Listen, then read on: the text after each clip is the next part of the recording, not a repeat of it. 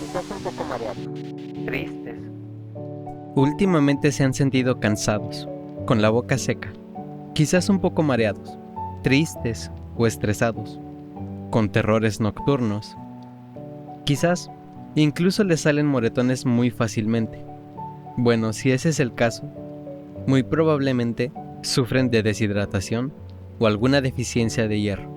Y digo muy probablemente porque aunque muy mínima, existe la posibilidad que sufren de otro mal, uno un tanto más complejo de curar, una posesión demoníaca. La idea de la posesión se encuentra en casi toda cultura o religión, por diferentes entidades, ángeles, fantasmas, genios. Usualmente tienden a ser espíritus malignos. Sin embargo, cuando hablamos de demonios, o del diablo en particular, la cosa se torna un poco más siniestra. La idea de que algo como Satanás, la personificación del mal, tiene la habilidad de entrar en el cuerpo de las personas, usualmente solo se encuentra en un lugar, en el cristianismo. No es de sorprendernos, ya que la base de estas religiones tiende a ser el miedo. Miedo al infierno, al diablo, incluso miedo a la furia de Dios, con el fin de ser un buen cristiano. Estas ideas en la Iglesia Católica han existido desde la concepción de la misma.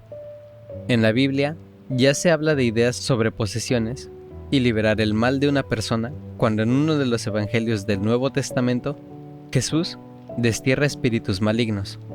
Es un momento breve en la Biblia, pero planteó una idea interesante, una idea que seguiría evolucionando y alimentándose de la superstición, miedo y necesidad de explicar nuestro mundo.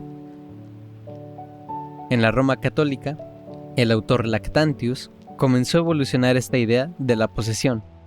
Para él, los demonios poseían el cuerpo de todo aquel que hacía mal hacia los cristianos.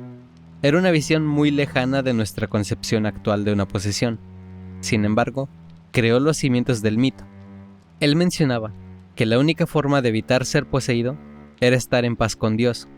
Suena más a una amenaza, estar bien con Dios o Lucifer tomará tu cuerpo.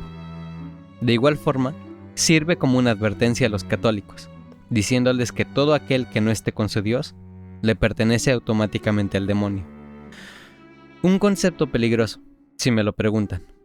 La religión católica siguió evolucionando, y no solo eso, comenzó a expandirse por el mundo, a conquistar y predicar a la fuerza su fe.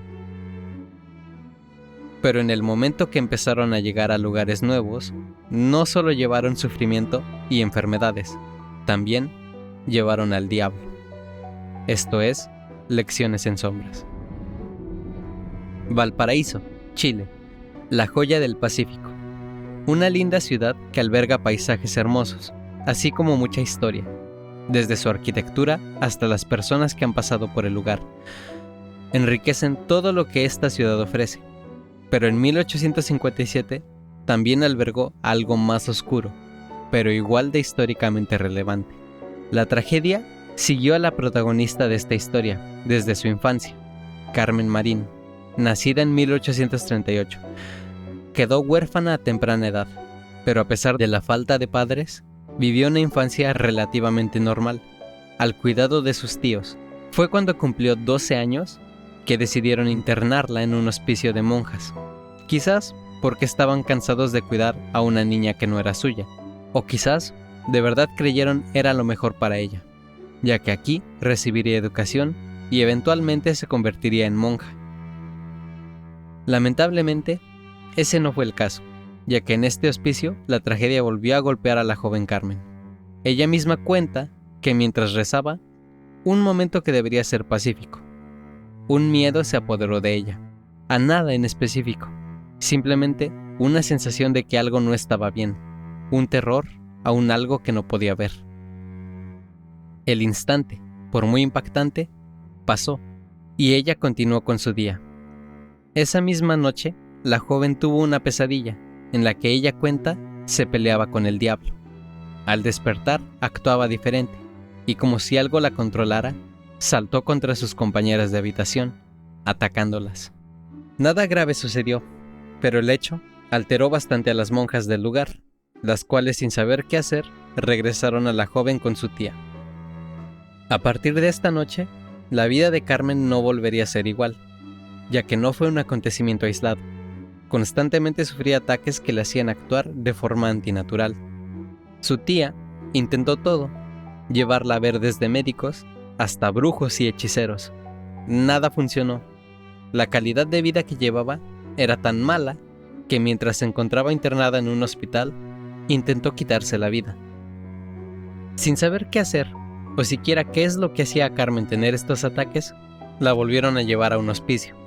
Pero esta vez, ya no para recibir educación, simplemente para permanecer encerrada y que alguien más cuidara de ella. Para sorpresa de nadie, los ataques siguieron. La joven podría estar teniendo un día tranquilo y normal, cuando de repente algo tomaba control de su cuerpo, volviéndola violenta y haciéndola convulsionar. Fue en uno de estos ataques que un joven enfermo se encontraba cerca de ella, rezando el Evangelio de San Juan. Al escuchar las palabras del joven, Carmen hizo algo que no había hecho antes. Se calmó. Las monjas, con su visión religiosa, por supuesto, sacaron conclusiones de este momento y pidieron ayuda, ya que sabían que se estaban enfrentando a una posesión demoníaca. José Raimundo Cisternas. Ese era el nombre del sacerdote encargado de examinar a Carmen. Cuando se escuchaban los rumores de lo que le sucedía a la joven, el cura creyó que simplemente era alguna enfermedad mental. Recordemos que esta era una época donde ya había mucho conocimiento sobre enfermedades mentales, por lo que la idea de una posesión ya era considerado un poco como pensamiento mágico. Sin embargo, solo tomó una visita para que José creyera en la posibilidad de una posesión. Las siguientes palabras fueron sus conclusiones del caso. Un momento después de principiar, la enferma se agitó horriblemente, levantó el pecho de un modo extraordinario, formó un gran ruido con los líquidos que había en su estómago.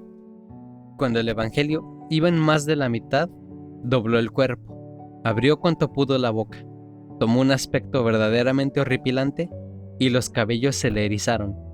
En una palabra, no parecía una criatura humana. No sé lo que pasó entonces por la mente de mis compañeros. Yo, por mi parte, puedo asegurar que la sangre se heló en mis venas y tuve que hacer un esfuerzo para presenciar la conclusión de tan nunca visto acontecimiento. En los siguientes meses, Carmen, o lo que quedaba de ella, fue visitada por estudiosos y religiosos, todos con el mismo objetivo de descubrir qué era lo que habitaba en Carmen, una enfermedad, o en verdad algo más. Al final, todo fue inconcluso. Nadie logró sacar algo más que anécdotas un tanto espeluznantes. Lo más interesante es que incluso los mismos doctores, que se supone veían el caso desde un punto de vista clínico, estaban divididos. Algunos, por supuesto, aseguraban se trataba de una enfermedad mental, como la histeria. Algunos otros seguían creyendo era una enfermedad, pero decían era imposible de catalogar, o aún no había sido descubierta. Y luego tenemos al doctor Benito García Fernández, el cual quedó tan sorprendido por lo que vio que llegó a la siguiente conclusión. No es probable que lo de Carmen Marín sea una enfermedad nueva, sostenida y curada milagrosamente. La Carmen Marín es endemoniada, y así es como se bautizó este caso, la endemoniada de Santiago. Me encantaría decirles con exactitud qué fue de Carmen, pero lamentablemente hasta ahí narran los registros. Verán, este fue el primer caso registrado de posesión demoníaca en Latinoamérica, ya que todo lo que les conté se puede leer de primera mano gracias a las notas y registros de los religiosos y doctores que la examinaron. De hecho, ustedes pueden leer esos mismos registros en la Biblioteca Nacional de Chile. Lamentablemente, estos registros simplemente terminan. Hay rumores que eventualmente un exorcismo funcionó y Carmen pudo por fin llevar una vida normal. Pero esos solo son rumores, quizás ciertos, o quizás solo sean la esperanza de que existen los finales felices. Lo que sabemos que efectivamente sucedió fue lo más trágico. De lo último que se tiene registro fue una conversación que se tuvo con el ente que se apoderó del cuerpo de Carmen. En este momento, esa cosa aseguraba estar a punto de irse. Le preguntaron cuándo regresaría, a lo que respondió, en 1 año y medio. Preguntaron si tomaría la misma forma, a lo que dijo, no se sabe. Estas ideas de mujeres endemoniadas no eran tan nuevas. Si bien este es el primer caso con registros verídicos, no fue el primero del que se hablaba. Durante estos tiempos, se creía las mujeres eran más susceptibles a ser víctimas de esto, por lo fáciles que eran de engañar por el diablo. Por supuesto, ahora sabemos lo estúpido que eso suena. Sin embargo, eso no evitó que el término endemoniada se haya usado en la historia, incluso mucho antes que el suceso de Carmen. Un ejemplo se puede encontrar en México, con la historia de las endemoniadas de Querétaro. No se sabe con exactitud si fue en 1691 o 1692, cuando el Colegio de la Santa Cruz en Querétaro fue víctima de lo que se dice fue el hechizo de una bruja. Las estudiantes cayeron enfermas y al poco tiempo comenzaban a vomitar agujas, cabellos, incluso tierra. Sus cuerpos se retorcían gritando maldiciones. Como era costumbre, un sacerdote debió analizar el suceso. En este caso, el sacerdote fue el mismo que se encontraba en el colegio, y él solo llegó a la conclusión que en efecto era una posesión demoníaca. Sin embargo, algo curioso sucedió, que cambió un poco este caso. Una de las endemoniadas dio a luz. Cuando esto sucedió, el colegio dijo que era obra del mismo diablo. Podríamos creer, debido a lo fuerte que era el pensamiento mágico de la época, que la gente de ese tiempo le creyó. Y muchos lo hicieron. Sin embargo, esto llamó la atención de la iglesia, de la Inquisición, y ellos no dudaron mucho en acusar a todos los involucrados de inventar esta historia. A las mujeres las arrestaron y acusaron de mentir. Fueron enviadas a la Ciudad de México, donde serían juzgadas y encerradas. Al sacerdote igual le dieron una sentencia. Él debió pasar un tiempo encerrado en el colegio donde todo sucedió. Y ese fue el caso. Por mucho tiempo se contaba la historia de las endemoniadas de Querétaro como algo verídico. Ahora, aunque aquellos acontecimientos en ese colegio muy probablemente hayan sido exagerados o en su totalidad inventados para cubrir otros actos, no niega lo poderoso que es hablar del diablo. Y aun cuando no está presente, tiene influencia para meter miedo en cualquiera que escuche sobre él. Pero por supuesto, el diablo no solo acosó a Europa y América, no. Su presencia la podemos encontrar en todo el mundo, y su siguiente víctima la encontró en la década de los 50, en un país que comparte muchas similitudes con América Latina, las Filipinas. La historia de este país es muy similar al de nosotros en Latinoamérica. Ellos fueron conquistados por un país europeo, en este caso España, y vivieron bajo su dominio hasta su independencia. Sin embargo, lograron librarse del control extranjero, pero las costumbres y creencias que trajeron estaban para quedarse, porque si estas creencias e historias hacen raíces profundas, jamás se irán. El 20 de mayo de 1953, un periódico llamado el Beaver Valley Times publicó dentro de sus páginas una historia que tenía como titular: Alcalde de Manila confirma ataques espectrales a una joven. La nota publicada narraba una historia que había llegado desde las Filipinas. Decía lo siguiente: el rudo alcalde de Manila, Arsenio Lacson, dijo el martes que le pedirá al arzobispo que exorcice a los torturadores invisibles de una niña adolescente, que se encuentra en la cárcel de la ciudad. Esta noticia quizás fue un artículo secundario sobre una historia curiosa en los periódicos de Pensilvania. Sin embargo, este acontecimiento sacudió a las Filipinas de formas mucho más impactantes. Y hasta la fecha, se sigue contando esa historia. Para entenderla mejor, por supuesto, tenemos que conocer un poco a aquella niña que está en el centro. Su nombre era Clarita Villanueva. Su historia es algo similar a la de Carmen, con tintes trágicos. Creció en las calles de Manila, la capital de ese país. Nunca conoció a su padre. Su madre fue de hecho su primer acercamiento al mundo de lo oculto, ya que se ganaba la vida organizando sesiones espiritistas y leyendo la fortuna. Mas sin embargo, cuando Clarita tenía 12 años, su madre falleció. A diferencia de Carmen, Clarita no tuvo a nadie que la cuidara, o que al menos la llevara a una casa de monjas. No, tuvo que aprender a sobrellevar la vida por sí sola. Para sobrevivir, tuvo que recurrir al oficio más antiguo, la prostitución. Pasaron 5 años, y aunque no dudo fueron difíciles, se ganaba la vida. Aunque nosotros entendemos lo que la llevó a tener que recurrir a este trabajo, los policías de la época no tenían el mismo contexto que nosotros, por lo que cuando Clarita intentó seducir a la persona incorrecta, que resultó ser un oficial, fue inmediatamente arrestada y trasladada a la cárcel, en aquel entonces conocida como la prisión Bilibid. Y fue aquí donde nuestra historia demoníaca comienza. Me imagino era una noche silenciosa, incluso un poco triste, como me imagino las noches en prisión son, cuando unos gritos llenaron los pasillos de la prisión. Sonaban a una agonía, una desesperación enorme. Los guardias corrieron a la celda de donde se originaban los gritos.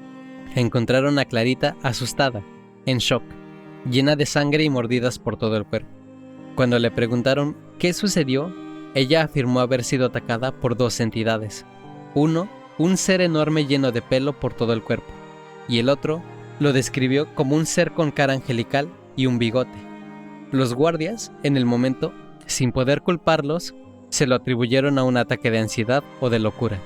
Al final, no es algo sorprendente encontrar gente inestable en prisión, y posiblemente se hubieran quedado con esa idea de no ser porque la noche siguiente ocurrió lo mismo, y la siguiente igual. Cada noche, Clarita decía que pasaba lo mismo. Estos 2 seres llegaban a atormentarla. Algunos otros presos, que se encontraban cerca de su celda, decían escuchar golpes en las paredes e incluso veían a Clarita siendo aventada de un lado de su celda al otro. Sin embargo, nunca nadie vio a sus atacantes. Hasta este punto, es lógico que pensemos que quizás la pobre Clarita estaba siendo atacada por alguien más real, quizás por los mismos guardias o prisioneros, y simplemente se contó esta historia para encubrirlo. Igual podemos pensar que Clarita sí tenía algunos problemas mentales que le llevaban a imaginar los ataques, e incluso lastimarse a sí misma, pero todas estas dudas se silenciaron un 18 de mayo, cuando el alcalde Arsenio Lacson pidió que llevaran a Clarita a su oficina. Verán, para este punto, la historia de la joven ya se había expandido por toda la ciudad, y la gente tenía miedo. La idea del alcalde era examinarla para llegar a la verdad de qué es lo que tenía la joven. Junto con el alcalde se encontraba el doctor Mariano Lara, listo para estudiar a Clarita. Lo que sucedió en esa oficina es probablemente lo que llevó a este caso a ser tan conocido por todo el mundo. No pasó mucho del momento en que Clarita llegó a ver al alcalde, que uno de sus ataques comenzó. Sus gritos envolvieron la habitación. Su cuerpo empezó a retorcerse. Los asistentes aseguraron que fueron testigos del cómo marcas de mordidas comenzaban a aparecer en su cuerpo. Clarita decía que las entidades se tomaban turnos para morderla, mientras reían. Fue este acontecimiento el detonante de la fama de este caso. La noticia dio la vuelta al mundo. Cuando le preguntaron al alcalde por su declaración, él dijo lo siguiente: "Lo que sea esto, está más allá de mí. Esto es algo que se remonta a un oscuro y sombrío pasado". El doctor, por su parte, dijo: "Siempre pensaba en este mundo como algo visible, pero aquí hay algo desconocido, una fuerza que no se ve, pero se siente". Clarita siguió siendo estudiada por expertos y reporteros. En los días siguientes, más personas se acercaban para intentar encontrar el motivo de estos fenómenos.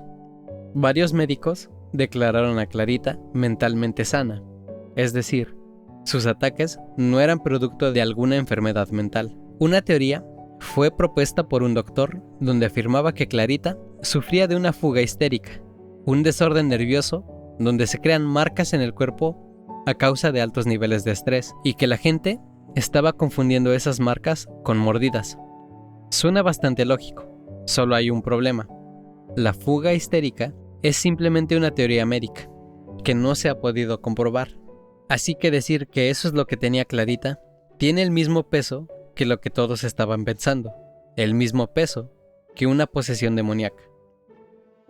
Lo que pasó después con Clarita es un poco menos preciso. Esto debido a que hay muchas versiones de lo que sucedió. Cuando una historia se hace conocida, todos dan su punto de vista. Algunos afirman que Clarita no fue la única víctima en todo esto. Un doctor la acusó de que todo era un acto. Clarita volteó a verlo y le dijo que moriría. Al día siguiente, eso se cumplió. Lo mismo pasó con uno de los carceleros. Intentó agredir a la joven. Ella dijo las mismas palabras: «Morirás a los 4 días», y el carcelero falleció. No pasó tiempo para que se buscara la ayuda de alguien más involucrado en temas del oculto, de demonios. Fue así como el pastor Lester Sumrall se involucró en el caso. Él mismo llegó a Filipinas en busca de ayudar. No pasó mucho para que confirmara lo que todos ya sabían, que era una posesión demoníaca. Sumrall se encerró con la joven y comenzó el exorcismo, en lo que se describe como un furioso enfrentamiento que duró 3 días. Al final, se logró el objetivo. Clarita por fin pudo relajarse y solo dijo: «Se fue». Este es el único final que se sabe del caso. Lo único que deja en duda qué tanto es verdad es que el que cuenta la historia es el mismo Sumrall. Así que podemos esperar que al menos haya exagerado algunos hechos o pintarse a él mismo más heroicamente de lo que en verdad fue. Sin embargo, lo que sabemos con certeza es que algo le pasó a Clarita Villanueva en 1953. Algo que hasta la fecha no tiene explicación racional. Algo que absorbió a las Filipinas en un miedo tan grande que se estima 150,000 filipinos se convirtieron al catolicismo. Algo que, si las historias son ciertas, aún sigue suelto por el mundo. Nuestro pasado, nuestra historia, está llena de acontecimientos misteriosos. Uno podría pensar se encuentran del lado oscuro, oculto del mundo. Sin embargo, como hemos visto a veces, salen a la luz para que todos los vean, y se estremecen al conocerlos. Y así como llegan al conocimiento popular, desaparecen. No sabemos con exactitud qué fue de Clarita Villanueva o de Carmen Marín. Los registros históricos terminan cuando las partes fantásticas acaban, cuando los demonios se van, y a nadie le importó qué fue de estas niñas, que sus problemas no se limitaban a estar poseídas, y sus demonios iban más allá de seres bíblicos. Y aunque solo podemos imaginar qué le pasó a estas jóvenes, hay un caso del cual sí sabemos el desenlace. Su nombre era Anneliese Michel. Nació en Alemania, y en la primavera de 1978, sus padres se encontraban en juicio. El motivo, bueno, el asesinato de Anneliese, más específicamente, homicidio negligente. El año previo, sometieron a la joven a 67 exorcismos. Anneliese murió por anemia severa, ya que según ella, los demonios no la dejaban alimentarse. Y sus padres, así como los sacerdotes de la Iglesia Católica, encargados de sus exorcismos, no hicieron nada, más que seguir con los ritos. Para ser justos con los involucrados, no es que no hayan buscado alternativas.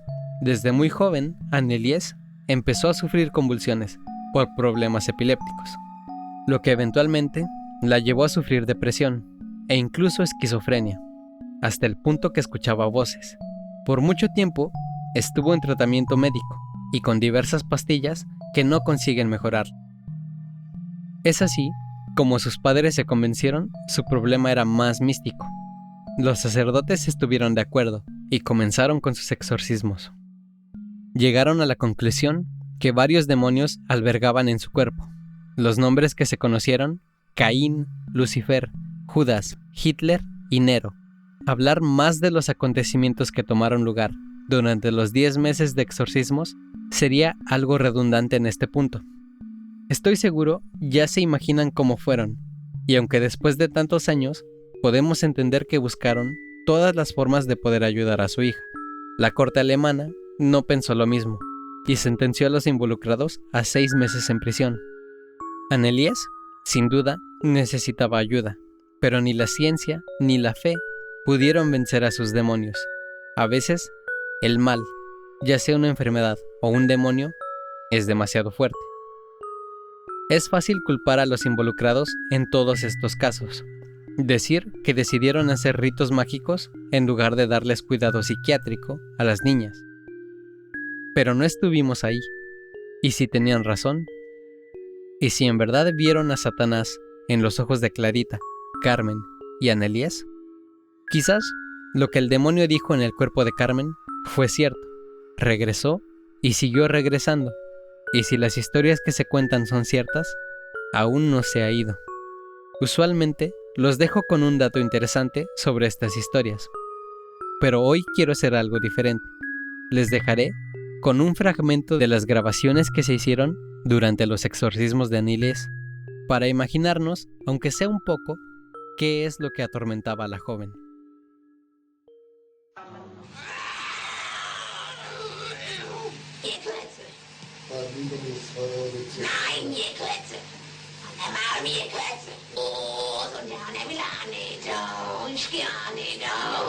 Sind wir schon 3?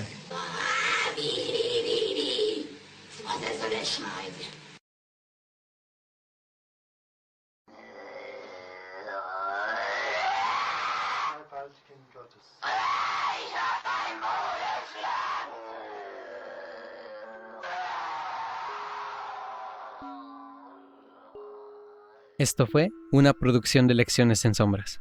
Narración, edición y música original por Ángel Romero. Guión por Jesús Fernández. Arte original por Nemi. Creado por Ángel Romero y Jesús Fernández. Para más historias, pueden seguirnos en Instagram, TikTok, Facebook y Twitter. No duden en decirnos de qué les gustaría escuchar. Hasta la próxima.